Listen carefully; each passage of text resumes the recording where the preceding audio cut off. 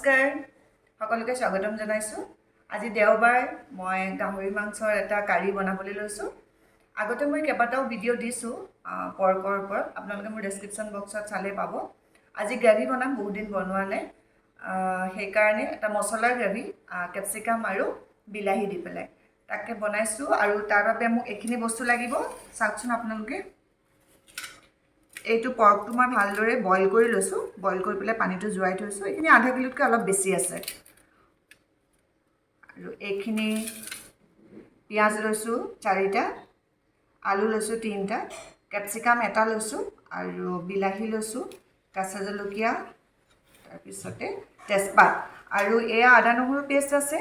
এইখিনি মই মিক্সিত পিচিয়ে থৈছোঁ। আৰু এইটো আদা আৰু নহৰু লৈছোঁ, আপোনালোকে দেখিব মই সৰু সৰুকৈ কাটি লওঁ তেলত দিবৰ কাৰণে। গতিকে এতিয়া মই এইখিনি কাটি লওঁ।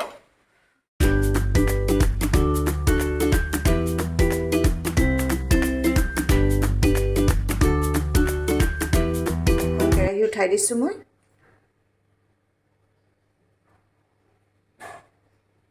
হৈ যাব তেল। গাহৰি মাংসৰ পৰা এনেও তেল ওলায়, কাৰণ তেলটো অলপ কমাই দিলেই হ'ল। মই ডাঙৰ চামুচ দি পেলাই 2 চামুচ তেল হ'ব। তেল গৰম হৈ গৈছে, তেজপাত দি দিছোঁ, কেঁচা জলকীয়া 2টা, অলপ ফালি দিব, নহ'লে ফুটি যাব। অলপ পিঁয়াজ,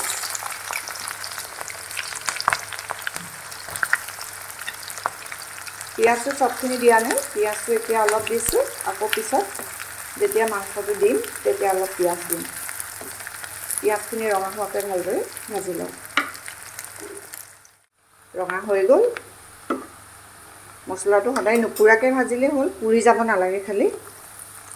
আদা নহৰু পেষ্টটো দি দিলোঁ। মাংস অনুপাতে মছলা দিব। তেতিয়া আদা নহৰু কেঁচা ভাৱটো যোৱালৈকে ভালদৰে এইটোকো ভাজি ল'ম।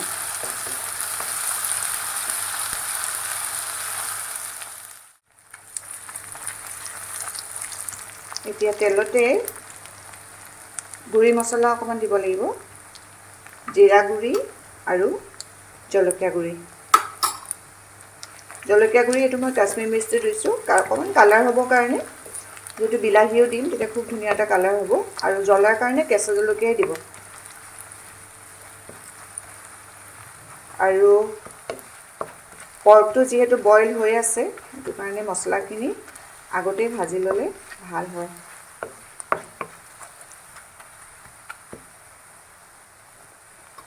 এতিয়া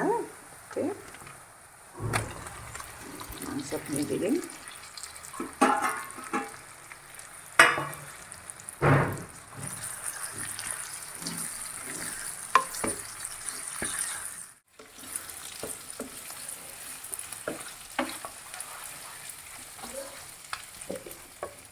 এতিয়া হালধি দিব লাগিব। গেছটো বঢ়াই ল'ব। হালধিটো আন্দাজ কৰি দিব। মই আধা চামুচ দিছোঁ। তাৰপিছতে নিমখটো আমি বইল কৰোঁতে দিছিলোঁৱে, সেইকাৰণে এতিয়া অলপ আধা চামুচতকৈ অকণমান বেছি দিছোঁ। আৰু সদায় পৰ্কটো বইল কৰোঁতে অলপ নিমখ দি পেলাই বইল কৰা হয়, মানে দিওঁতে আপোনালোকে অলপ কমাই দিব।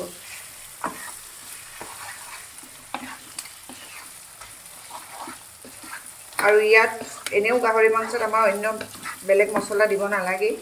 মিট মছলা, গৰম মছলা এইবিলাক ইয়াত নহ'লেও হৈ যায়। ইয়াৰ এনেই এটা খুব ধুনীয়া গোন্ধ হয়।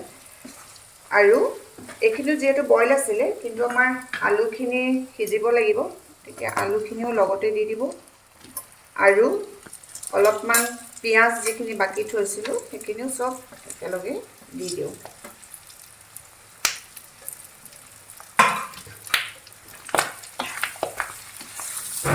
এতিয়া ভালদৰে মিক্স কৰি 10 মিনিটমানৰ কাৰণে আমি এইটো ফ্ৰাই কৰিম।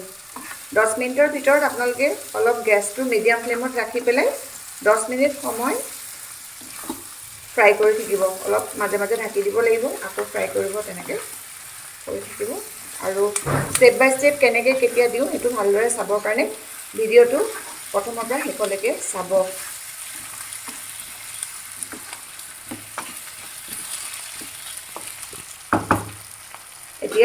ঢাকন লগাই দিম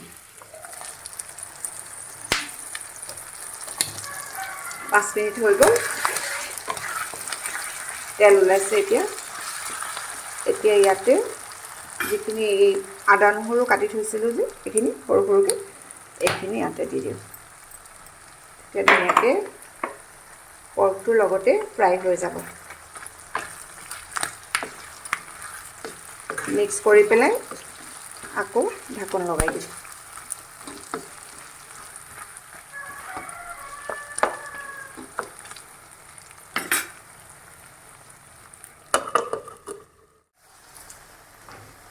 दस मिनिट হৈ গ'ল কালাৰ চাওক কি ধুনীয়া হৈছে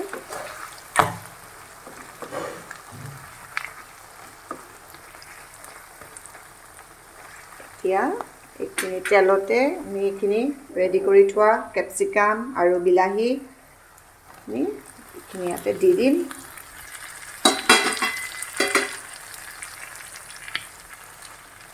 এতিয়া এইখিনি তেলতে ধুনীয়াকৈ সিজি যাব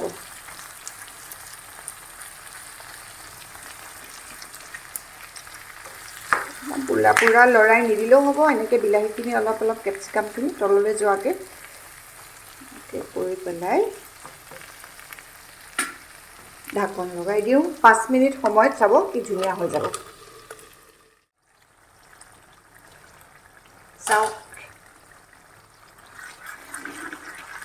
ইমান ধুনীয়া বিলাহীটো এয়া কোমল কোমল হৈ গ'ল আৰু পৰ্কটো যিহেতু আমাৰ বইল কৰা আছে খালি বইল কৰোঁতে খুব বেছি সিজাই নিদিব কাৰণ মছলা আলু এইবিলাকৰ লগত সিজিব লাগে দুটা হুইচেল মাৰিলে আচলতে পৰ্কটো নমাই থ'ব লাগে প্ৰথমতে ষ্টিম কৰোঁতে এতিয়া মোৰ আলুখিনি সিজি গৈছে আৰু এইটো যিহেতু মই গ্ৰেভি বনাম এতিয়া এইখিনি বিলাহীখিনি আৰু ধুনীয়াকৈ মিক্স হৈ যাব এই সময়তে অলপ গৰম পানী দিম খুব বেছি পানীও নহয় অলপ গ্ৰেভি হোৱাকৈ আৰু মই ইমানটোৱে পানী দিছোঁ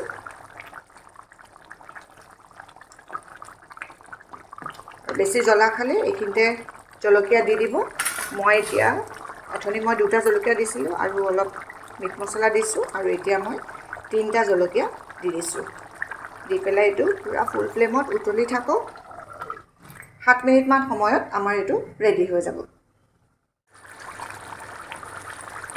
এয়া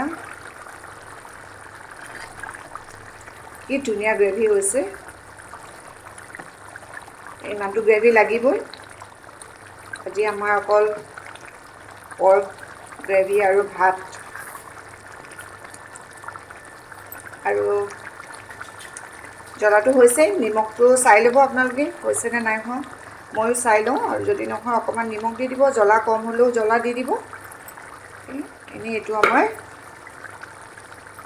ৰেচিপিটো হৈয়ে গ'ল চাওক কি ধুনীয়া কালাৰ হৈছে আপোনালোকে এবাৰ এনেদৰে গাহৰি মাংস মছলা জোল কৰি বনাই খাই চাব মোৰ ভিডিঅ'টো যদি চাই ভাল পাইছে লাইক কৰিব শ্বেয়াৰ কৰিব আৰু ছাবস্ক্ৰাইব কৰি দিব যদি এতিয়ালৈকে কৰা নাই ধন্যবাদ